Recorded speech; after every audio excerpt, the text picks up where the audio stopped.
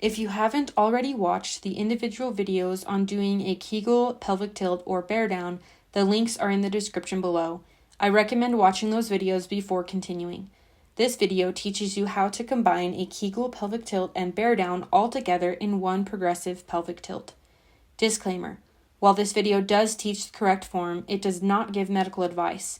It cannot replace the benefit of an in-person exam by a pelvic floor therapist.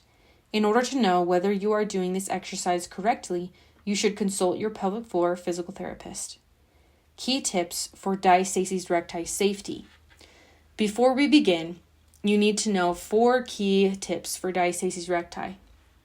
First, engage your core properly. Imagine zipping your core up from the bottom up. Focus on flexing your abs, not just sucking your belly in.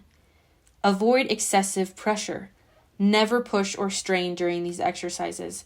Gentle engagement is key. Overworking your abs when healing from diastasis recti can lead to injury and further damage to your core. Third, monitor for doming or bulging. If you notice your belly bulging or being pushed into a dome shape when flexing your abdominal muscles, pause and reset. If you cannot do it without doming or bulging, you need to reset and make sure not to dome in the future, which may require modifying the exercise to be less straining. A physical therapist can help you recognize if you are doming or bulging and how to avoid it during these exercises. Fourth, consistency over intensity. Perform these exercises daily, focusing on form rather than intensity. With diastasis recti, slow and steady wins the race. Trying to increase intensity too fast can lead to permanent damage to your core. Keep these tips in mind as you are guided through all other ab exercises in this video sequence. Let's get started. Start by lying on your back with your knees bent and feet flat on the floor. Kegel up and in. Tilt your pelvis towards your rib cage, being careful to use your lower abdominal muscles to pull your hips toward your rib cage. Don't use your glutes to tilt your pelvis up. Make sure to flex all the way up to your upper abs. Think of zipping up your core. Careful not to suck your belly up and in, making your chest rise. Focus on flexing.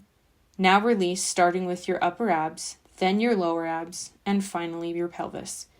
Breathe in and think of preparing for a light bowel movement. Exhale and contract your pelvic floor muscles and abdominal muscles to bear down. Don't strain yourself and avoid doming. Let's do that one more time. Kegel up and in. Pull your pelvis towards your ribs using your lower abs, then zip up to flex your upper abs. Don't use your glutes and don't suck in, but flex your deep abdominal muscles instead. Release your upper abs, then lower abs, and finally your pelvis.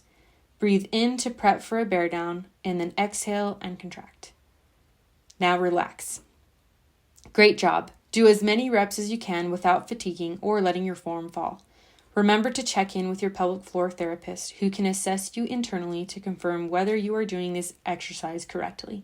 Keep up the good work.